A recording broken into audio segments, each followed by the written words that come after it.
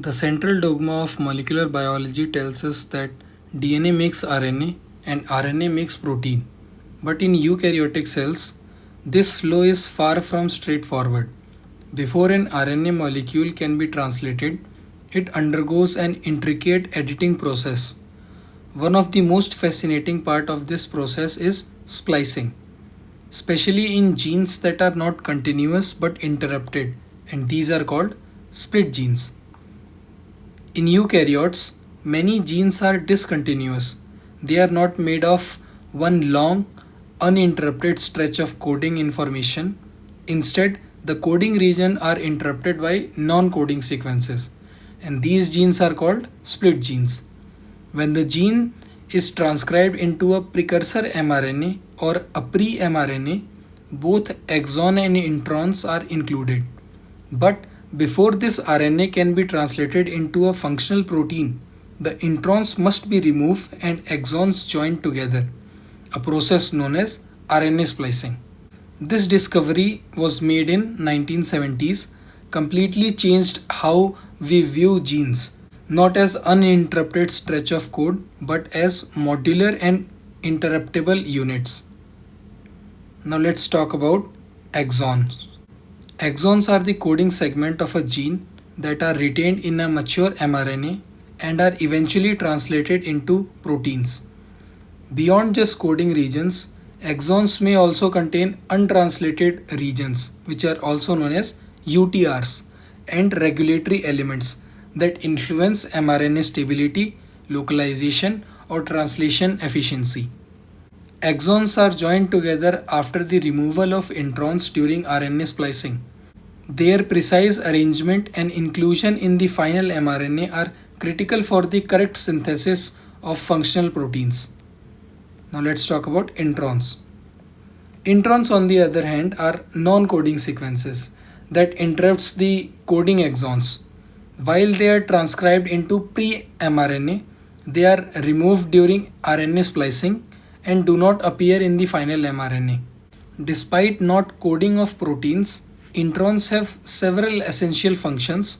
They contribute to gene regulations, such as through the presence of enhancers or silencers, and allow for alternative splicing, which enables a single gene to produce multiple protein isoforms with different functions or localizations. Introns also play a significant role in evolutionary innovation. They facilitate exon shuffling, which can create new genes with novel combinations of functional domain. Overall, the presence of exons and introns in split genes adds a level of complexity and versatility to gene expression and protein diversity. Now let's talk about splicing mechanism. Crucial step in post-translation modification, where non-coding introns are removed from the pre-mRNA and protein coding exons are joined together to form a continuous mature mRNA strand. This process occurs within the nucleus and requires highly specific recognition of conserved nucleotide sequences. These includes the 5' splice site, typically marked by dinucleotide GU, the branch point adenine A, located upstream of the 3' splice site, and the 3' splice site, which usually contains the dinucleotide AG. These conserved signals guide the cellular splicing machinery to accurately identify the intron-exon boundaries.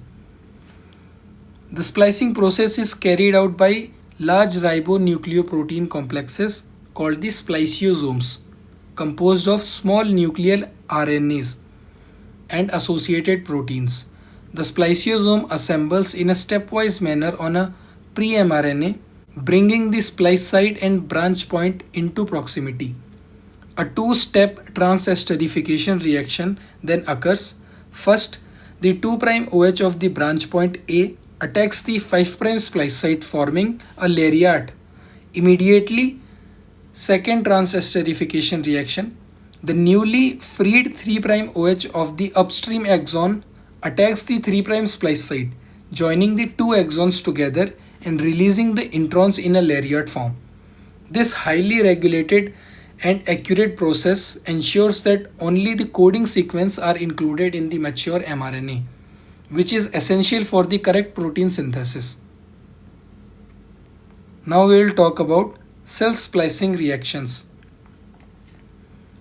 Some RNA molecules possess the remarkable ability to catalyze their own splicing without the aid of protein, which is called as ribozyme, RNA molecule with catalytic activities. These highlighting RNA's ancient and versatile enzymatic capabilities.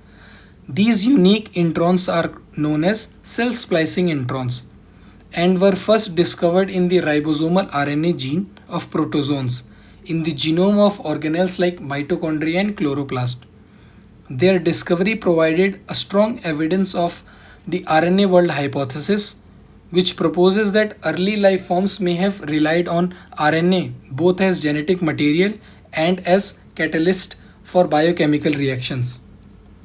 Self-splicing introns are classified into two major groups, Group 1 and Group 2 introns, each with distinct secondary structures and mechanism of splicing. Let's talk about Group 1 introns. Group 1 introns were the first self-splicing introns discovered, initially found in the rRNA of protozoans. These introns perform splicing without any protein involvement, relying instead on RNA's inherent catalytic ability. What sets Group 1 introns apart is their use of external guanosine molecules such as GTP, GDP, or free guanosine as a cofactor to initiate the splicing reaction. This discovery was a milestone in molecular biology, showing that RNA can act as ribozyme or catalytic RNA, capable of complex enzymatic reactions. Let's talk about the mechanism. So, external guanosine involvement. Guanosine molecule serves as a cofactor and attacks 5' splice site. This occurs at a specific point in the intron, cleaving the RNA at this site. Ligation of exon. The free 3' OH group of upstream exon then attacks the 3' splice site, joining the two exons together and releasing the intron in a linear form. This reaction is autocatalyzed, that is, introns itself folds into a structure that promotes this reaction without needing any protein or spliceosome. Let's take a look at the diagrammatic representation to understand it. A guanosine molecule binds to the active site of the intron. The 3' OH of the guanosine attacks the 5' splice site, precisely cutting between exon 1 and the intron. This releases exon 1 with a newly exposed 3' OH group. That 3' OH of the exon 1 then attacks the 3' splice site, resulting in the ligation of exon 1 and exon 2. This intron is excised as linear RNA, although it may later undergo circularization.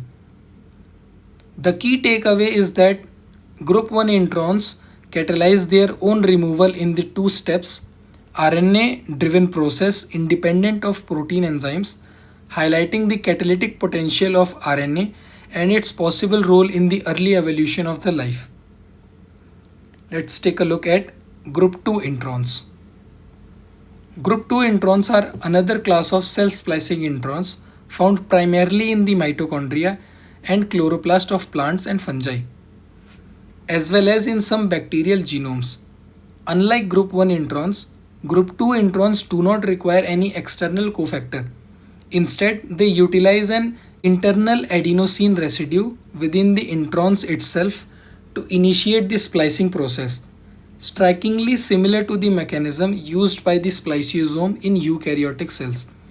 This structural and mechanistic similarity has led scientists to believe that Group 2 introns are the evolutionary ancestors of spliceosomes introns, providing insight into how complex RNA protein splicing systems may have evolved from simpler RNA based mechanisms. So, the mechanism is formation of lariat. The process begins with the OH group of an internal adenine, that is A residue, without introns attacking the 5' splice site, similar to spliceosome-mediated mechanism. This results in the formation of lariat structure where introns form a loop. And now exon ligation. The free 3' OH group at the end of the upstream exon then attacks the 3' splice site, joining the two exons together and releasing the lariat intron. Group 2 introns self-splice via mechanisms similar to spliceosome, leading to the hypothesis that these introns might have given rise to modern spliceosome through evolutionary process. Let's take a look at the diagram to understand it better. The 2' OH of an internal adenosine within the intron attacks the 5' splice site, cutting between exon 1 and the intron. This attack forms a lariat structure where the introns loops back and is linked to the branch point A through a 2' 5' phosphodiester bond. The resulting 3' OH of exon 1 then attacks the 3' splice site, precisely joining exon 1 and exon 2. The introns is excised, released as a lariat-shaped RNA. The resemblance between group 2 intron splicing and spliceosome-mediated splicing is not just functional but also structural, supporting the idea that spliceosome evolved from an ancestor ribozyme-based mechanism. Group 2 introns beautifully demonstrate how RNA alone can drive complex molecular rearrangement, further supporting RNA's central role in the origin of cellular life. Let's talk about the final spliceosome-mediated splicing. In vast majority of eukaryotic genes, RNA splicing is performed by a highly sophisticated and dynamic machinery called the spliceosome. This is enormous ribonucleoprotein complex is composed of 5 small nuclear RNAs or SNRPs, which are called small nuclear ribonucleoproteins. SNRPs U1, U2, U4, U5 and U6, along with over 200 other associated proteins. Together, these components recognize specific sequence elements within the intron and coordinate a precise series of reactions to remove introns and ligate the exons. Unlike self-splicing introns, spliceosome-mediated splicing is tightly regulated, allowing cells to control alternative splicing event and produce diverse proteins from the same gene. Let's take a look at the mechanism. The assembly of the spliceosome. The spliceosome is a large dynamic complex made up of small nuclear ribonucleoproteins, which are called SNRPs or SNRPs, and other proteins. The key SNRPs involved are U1, 2, 4, 5 and 6. U1 SNRP binds to 5' splice site and U2 binds to the branch point A. Remaining SNRPs, which are U4, 5 and 6, join to form fully assembled spliceosome, bringing together the 5' and 3' splice site. U1 and U4 are released from spliceosome. U6 binds to 5' splice site and U5 binds to both exon sequence, placing splice sites in close proximity. Lariat formation. Splicing takes place by two transesterification reaction. First, the OH of unpaired branch point adenosine at phosphodiester bond at 5' splice site cuts the pre-mRNA between 5' exon and intron and produces an intron with a loop structure called lariat because it resembles the shape of cowboy's lariat, lasso. Exon joining. The second transesterification reaction. Now, the freely 3' OH at the end of the upstream exon attacks the 3' splice site. This leads to cutting of RNA at 3' splice site and joining of the two exons. Now, intron removal. In the form of lariat, intron is released eventually degrading U2, 5 and 6 SNPs are released from the excised lariat and participate in another cycle of this splicing. This process repeats for each introns in the pre-mRNA. Now let's take a look at the diagram to understand it better. The spliceosome-mediated splicing process occurs in a highly ordered and stepwise manner, ensuring accurate removal of introns and joining of exons. So, the first phase is recognition phase. U1 SNP binds to the 5' splice site, which typically starts with GU. U2 SNPs bind to the branch point adenosine A near the 3' end of the intron. This binding caused the branch point A to bulge out, making its 2' OH group chemically reactive for the next step. Next phase is assembly phase. A precatalytic spliceosome forms when U4, 5 and 6 SNPs joins the existing U1 and U2 complex. At this stage, the spliceosome is fully assembled but not yet catalytically active. The next phase is activation phase. U1 and 4 SNPs are released from the complex. Their departure triggers a conformational rearrangement of the spliceosome. The active catalytic core is now formed by U2, U5 and U6 SNPs, enabling the chemical reaction of splicing. Now, the first trans-esterification reaction will take place. The 2' OH of the branch point adenosine attacks the phosphodiester bond at the 5' splice site. This cleaves the RNA between exon 1 and exon 2. A lariat structure is formed as the 5' of the intron loops back and binds to the branch point A via a 2' 5' phosphodiester bond. Second trans-esterification reaction. The 3' OH of exon 1, now free, attacks the 3' splice site just before exon 2. This results in the ligation of exon 1 and exon 2, forming a continuous coding sequence. At last, intron release and degradation. The introns is excised from the pre-mRNA as the lariat-shaped RNA molecule. The lariat intron is later debranched and degraded by cellular enzymes. Overall, the spliceosome acts as the remarkable precision and efficiency, ensuring that introns are removed and exons are joined correctly, which is essential for producing functional proteins in eukaryotic cell. RNA splicing is a fundamental process that ensures gene expression is accurate and versatile. From the elegant self-splicing reaction of group 1 and group 2 introns to highly regulated spliceosome machinery, splicing reveals the molecular complexity hidden within the eukaryotic genome.